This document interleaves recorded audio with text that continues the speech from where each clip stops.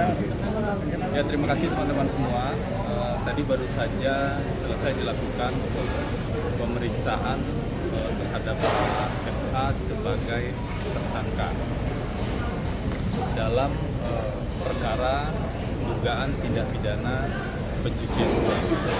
Jadi sekali lagi pemeriksaan sebagai tersangka dalam perkara dugaan tindak pidana pencucian uang. Kita tahu ada beberapa sprindik yang diterbitkan dan Pak FA ditetapkan sebagai tersangka untuk dugaan TPP. Kedatangan ini dan juga jawaban yang disampaikan, yang dijelaskan dalam proses pemeriksaan dari sekitar jam 2 tadi sampai dengan jam 8 ini itu menunjukkan bahwa Pak FA kooperatif dalam menjalani proses hukum. Jadi sekali lagi ditegaskan bahwa Pak FA kooperatif dalam menjalani proses hukum ini. Ada sekitar 20-an pertanyaan ya tadi, dan sebagian besar yang ditanya adalah lanjutan dari pemeriksaan awal sebagai tersangka sekitar tanggal 24 Juli ya, hari Jumat penetapan tersangka beberapa waktu yang lalu. Jadi Pak FA sudah menjelaskan apa yang ia ketahui tentu saja, dan ada salah satu poin juga yang tadi disampaikan karena ini adalah hak dari tersangka, yaitu ditanya apakah ingin menghadirkan saksi atau ahli yang saksi meringankan atau ahli. Itu kan hak tersangka yang diatur di KUHP. Kami berencana akan menghadirkan saksi yang meringankan dan ahli untuk membuat lebih terang persoalan ini. Nah, isu yang lain saya pikir kalau terkait dengan proses pemeriksaan sebagai tersangka cukup sampai di sana. Silakan kalau ada Mas, sebelumnya kan dari tim hukum tuh mempersoalkan belum dijelaskannya apa yang dilanggar oleh Pak Febri, belum dijelaskan oleh penyidik terkait apa yang dilanggar oleh Pak Febri ya. Nah, dalam pemeriksaan kali ini apakah hal itu sudah dijelaskan secara terang oleh penyidik terkait apa yang dilanggar oleh Pak Febri dalam kasus TPPU ini, Bang? Tadi hanya pemeriksaan sebagai tersangka ya, langsung ke pertanyaan-pertanyaan saja tadi. Jadi tidak ada penjelasan lebih lanjut terkait dengan hal tersebut. Langsung ketika pemeriksaan baru dimulai itu langsung dengan pertanyaan-pertanyaan. Pemeriksaan tadi ada sempat jeda sebanyak 2 kali ya seingat saya, yaitu jeda sholat asar sebentar dan maghrib ya, sholat maghrib. Setelah itu proses pemeriksaan dilanjutkan. Jadi dari siang sampai dengan malam semuanya adalah tanya jawab pertanyaan seperti itu. Berarti praktik masih valid. Nanti itu kami informasikan lebih lanjut. Kalau terkait dengan pra-peradilan, kami sudah dapat panggilan persidangan dari PN Jaksel, sudah dapat jadwal di tanggal 18 atau 19 ya. 18 dan 19 Agustus 2026. Karena ada 2 permohonan, jadi masing-masing di sidang secara berbeda. Hakimnya juga berbeda, jadi proses persidangan akan berjalan secara paralel, tapi hari mulainya jeda 1 hari gitu.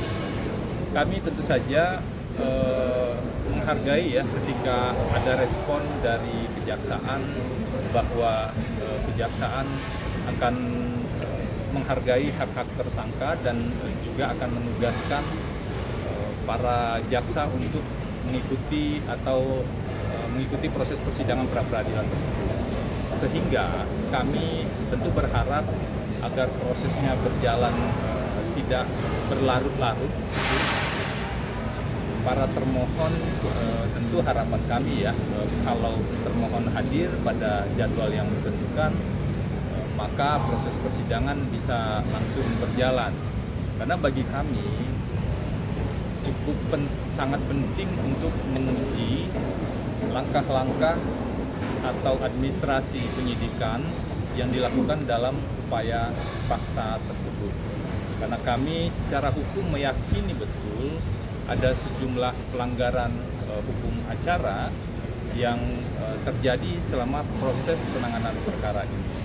Setidaknya kan yang pernah kami sampaikan ada 9 kejanggalan atau 9 indikasi pelanggaran hukum acara pidana, dan itu akan kami buktikan dalam proses pra-peradilan nanti. Jadi agar proses hukum ini berjalan secara terang, kami berharap para termohon juga hadir dan kita sama-sama menguji di forum yang terhormat.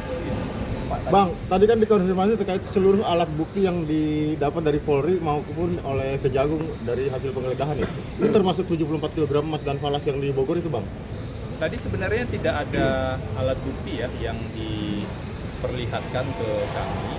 Yang ada pertanyaan. Kalau terkait dengan emas, itu sudah ditanya sejak pemeriksaan awal. Dan Pak FA sudah menjawab dia bukan pemilik dari emas tersebut, dan juga ditegaskan tadi sempat ada pertanyaan lanjutan gitu ya terkait hal tersebut, itu ditegaskan kembali. Justru menurut kami, agar perkara ini terang benderang, agar perkara ini tidak kemudian disebut sebagai perkara yang dipaksakan, karena kita tahu prosesnya begitu cepat, ada banyak bolong-bolong dalam penanganan perkaranya. Jadi agar perkara ini tidak kemudian disebut sebagai perkara yang dipaksakan, maka seharusnya pemilik emas itu atau pemilik uang tersebut harus clear terlebih dahulu. Siapa pemilik uang dan emas tersebut? Setelah clear pemiliknya, barulah kita bisa bicara atau mendalami lebih lanjut asal usulnya dari mana. Nah, asal usul ini yang sangat penting menurut kami, karena kalau bicara soal tindak pidana pencucian uang, maka asal usul dari hasil kejahatan itu betul-betul harus dibuktikan agar betul-betul bisa diketahui ini benar-benar pencucian uang atau tidak. Nah, menurut kami itu yang belum clear dan samar-samar sampai dengan saat ini. Jadi harusnya kalau perkaranya nggak terburu-buru, itu dulu yang di-clearkan. Selain itu, yang juga tidak clear adalah satu, siapa pemilik emas, yang kedua asal usul emas atau uang tersebut, dan yang ketiga waktu emas atau uang tersebut diterima, berpindah atau berubah bentuk. Kenapa? Karena di pencucian uang kita bicara tentang kekayaan yang diduga hasil tindak pidana ditempatkan atau diubah bentuknya. Itu harus jelas betul kapan berubah bentuknya, kapan ditempatkannya.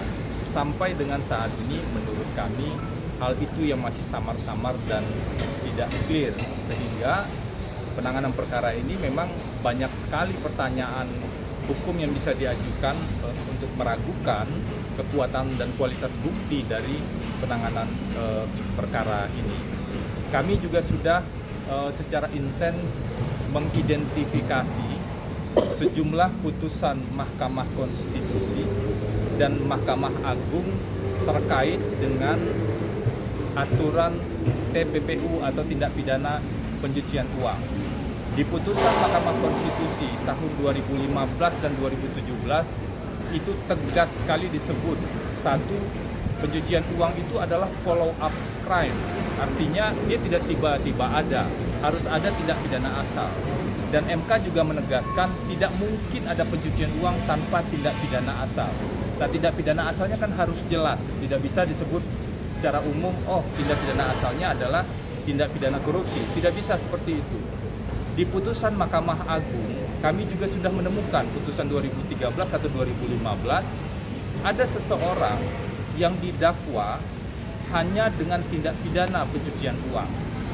Jadi ini mirip dalam kasus ini. Tersangkanya di kejaksaan hanya tindak pidana pencucian uang. Nah, di putusan tersebut, di tingkat pertama dan tingkat PT, terdakwanya divonis bersalah, tapi di Mahkamah Agung terdakwa yang hanya didakwa pencucian uang ini tanpa didakwa tindak pidana asalnya itu divonis bebas. Dan kami cek hakimnya di tingkat kasasi, salah satu ketua majelisnya adalah Pak Artijo Alkostar, orang yang kita tahu persis integritasnya dalam dunia peradilan. Nah, ini kan seharusnya diperhatikan oleh penegak hukum, tidak bisa tiba-tiba atau ujuk-ujuk pencucian uang tanpa proses terlebih dahulu dalam tindak pidana asalnya. Poin inilah yang kami uji juga nanti dalam proses pra-peradilan nantinya. Pak, kemarin kan di rumah Pak FA juga digeledah ya sama tim 9. Nah, kemarin katanya ada dokumen terkait dengan TPPU yang disita. Mungkin ada penjelasan Pak dari pihak Pak FA. Nanti itu silakan ke teman-teman kejaksaan saja ya, karena kami menghormati kewenangan kejaksaan atau penyidik di kejaksaan untuk melakukan penggeledahan atau tindakan-tindakan yang lain. Jadi silakan itu dikonfirmasi ke teman-teman di kejaksaan saja. Silakan kalau ada pertanyaan lain. Mas, terkait dengan pra-peradilan kemarin kalau nggak salah salah satu materi permohonannya itu adalah perihal penyitaan. Nah, apakah perihal penyitaan ini mengenai salah satunya itu emas yang ada di rumah Sentul itu? Gini, mungkin harus hati-hati ya. Salah satu poin permohonan pra-peradilan adalah terkait dengan penggeledahan di Sentul. Kenapa penggeledahan? Karena ada kaitannya tentang kepemilikan rumah di Sentul dengan pihak keluarga Pak FA. Jadi hubungan hukumnya seperti itu.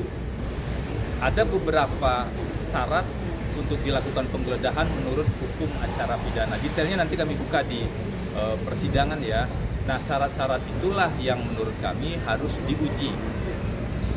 Kalau proses penggeledahannya kemudian dinyatakan tidak sah, maka tentu saja apa yang disita dari proses penggeledahan itu juga akan tidak sah. Itu yang pertama. Jadi yang diuji adalah proses penggeledahannya. Penyitaan adalah isu ikutan dari proses penggeledahan itu.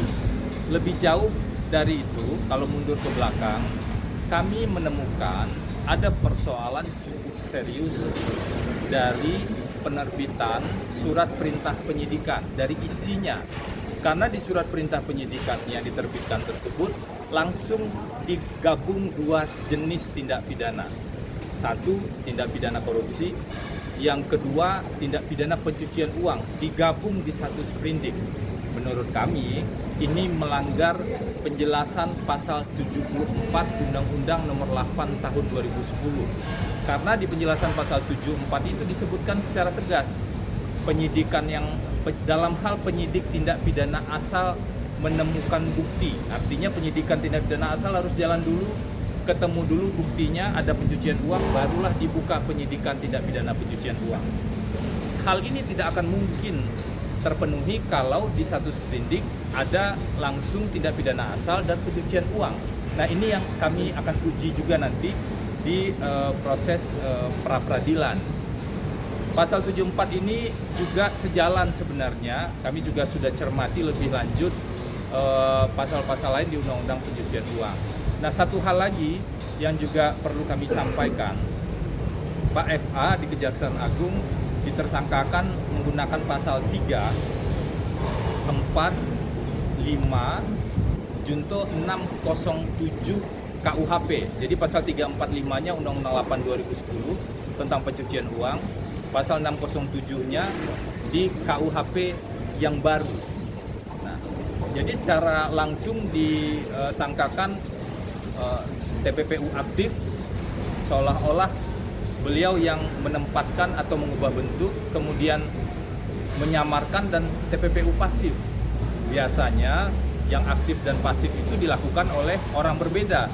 Kalau ada orang yang memberikan, maka ada orang yang menerima. Ini sekaligus ditersangkakan untuk orang yang sama. Nah, ini tentu menjadi persoalan hukum. Selain itu, pasal 3, 4, dan 5 itu sudah dibatalkan dan sudah tidak berlaku lagi dengan KUHP yang baru harusnya yang digunakan pasal yang terbaru yaitu 607 ayat 1 atau dipertimbangkan prinsip lex favoreo. Itu yang kami nilai salah satu pelanggaran yang cukup mendasar dari proses penyidikan TPPU ini. Cukup ya, terima kasih.